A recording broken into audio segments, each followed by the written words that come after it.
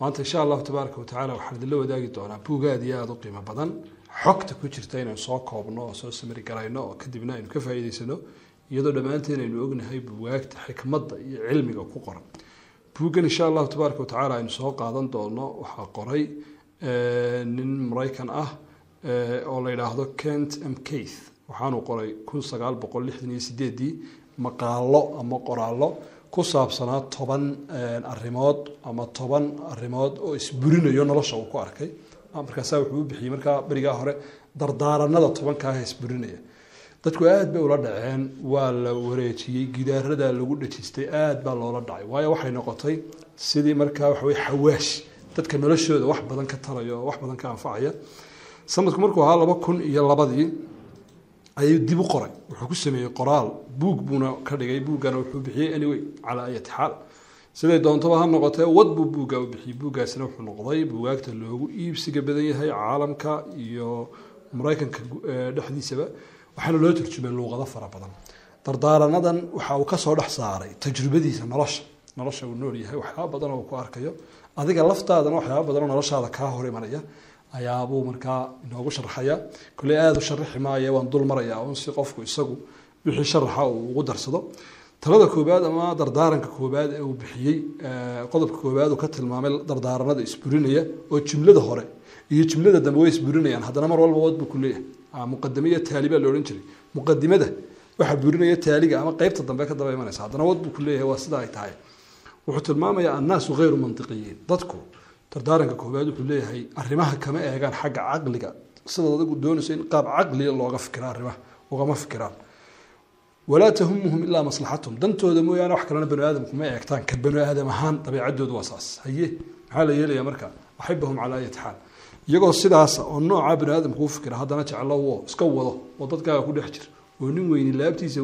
waayihiisa laabtiisa ku haysta dadka waxba ha cadaan ka kugu gafay ka kale iska wado 10 kun ee qof waxa ku dhex jira laba qof oo dahab oo nasab oo aad u wanaagsan marka labadaas iyaga aawadood loo wataa marka waxay ka caawinaysaa dardaarankaasi boolasiga iyo siyaasadda dadka lagu maamulayo lagu wadanayo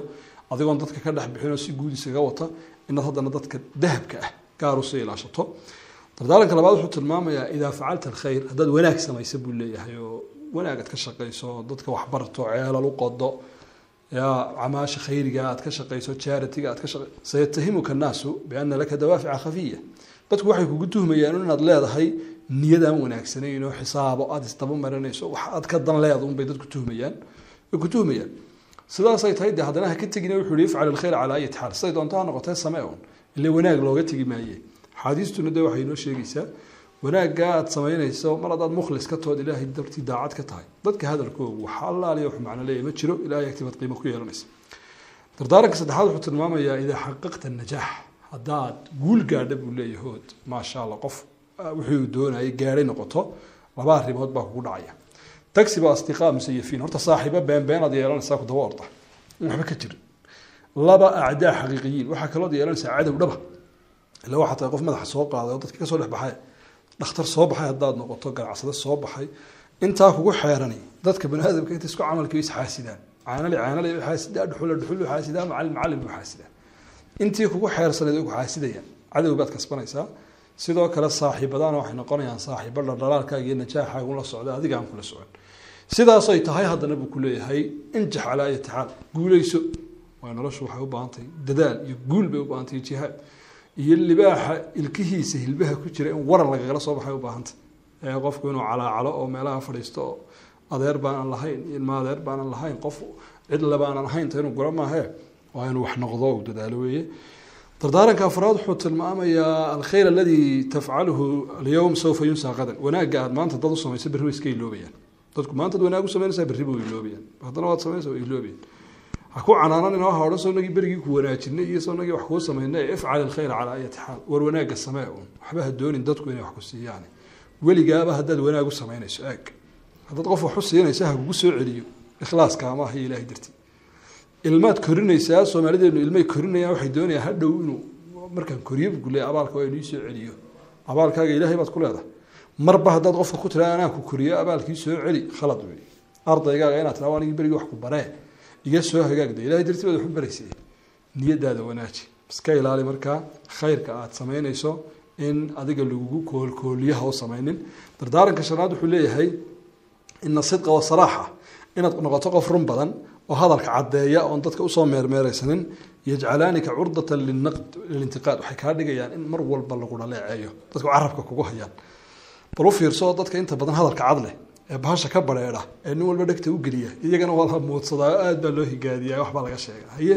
muxuu leeyahay kun saadiqan wa sariixan calaa ayati xaal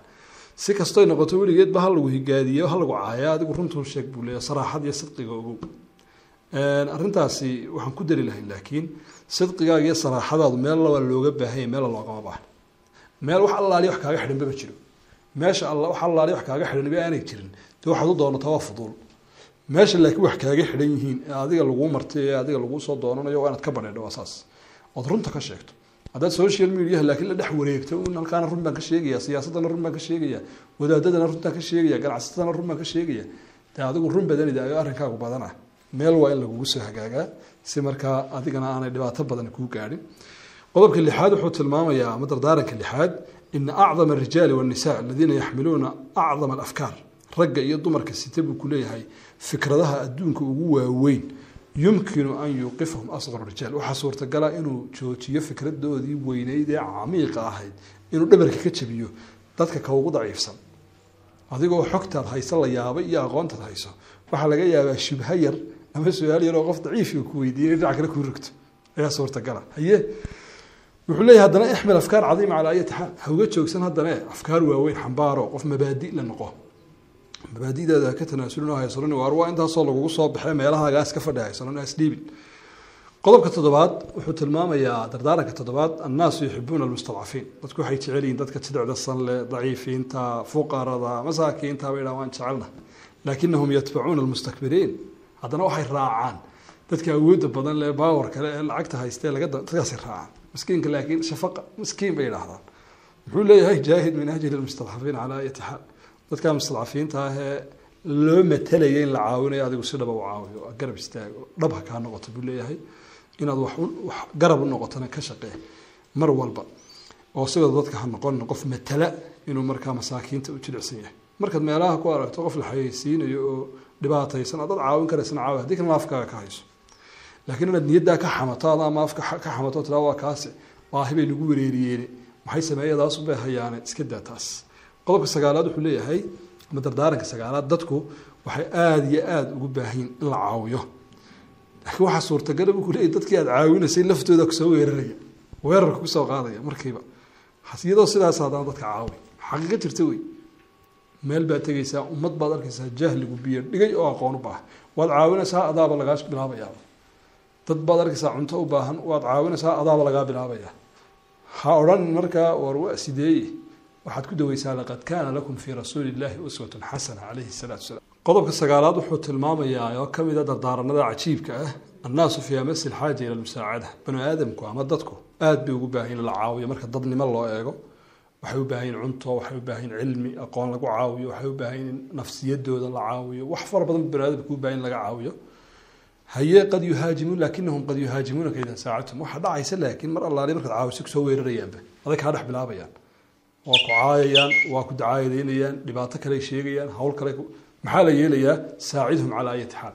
siday doonto ha noqotay dadka caawi oo caawimadooda ha uga tegin inay wax sheegi doonaan ama ay ku dhibaatayn doonaan taana dee rasuulkii calayhi salaatu wasalaam rasuulka ilaahay baa ku dayasho fiicani ay noogu sugan tahay oo la dhibayo haddana dadka waday dardaaranka u dambeeya tobnaad wuxuu ku leeyahay haddaad caalamka siiso idaa acdayta alcaalama biafdali maa ladayk haddaad caalamka siiso waxaad awoodeyso waxa ugu wanaagsan sayaruddu calayka albacdu bilisaaa dadka qaar baa ku xumayn doono xumayn kaaga jawaabay si kastood u wanaagsan tahay salaad haddaad tukiso wax kale iska daayo oonad wax kala qaban salaadun aad tukiso qaar baa si kale uga jawaabi doona haye acdi alcaalama afdala maa ladayka calaa ayati xaal dadka waxaad siisaa buu ku leeyahy waxaad awoodeyso waxa ugu wanaagsan waxay ku soo ururaysaa dardaaranada 10 ah laba qodob oo muhiima qodobka koowaad waxa weeye inaanad wanaaga marnaba uga biya dhigin waxba laga sheegi lagula fahmi maayo waa lagu kanayni waxa wanaageed sameynaysa cilmi iyo wanaag iyo soo kordhinayso ilaahay agtiisana aan ku ceebaysnay umada agteedana aan ku ceebaysnayn cidna ugu joojin taas waa qodobka labaad weliga waxaad sameynayso bani aadamka waxba kaga sugin hadday ku ammaanaanna way ku mahadsan yihiin hadday ku dhaleeceeyaan iyagaa isu og iyay ku saameynin dantaadaa la wataa dariiqu najaax guusha iyo waxqabadka iyo ummadda dadka wax ku soo kordhiyo waaba dadka intaa sameeyeyba aad baad u mahadsantihiin dhammaantiin asalaamu calaykum waraxmatullahi wabarakaatu kala soco barnaamijyo xiiso badan janaalka Inspire Somali mahadsanid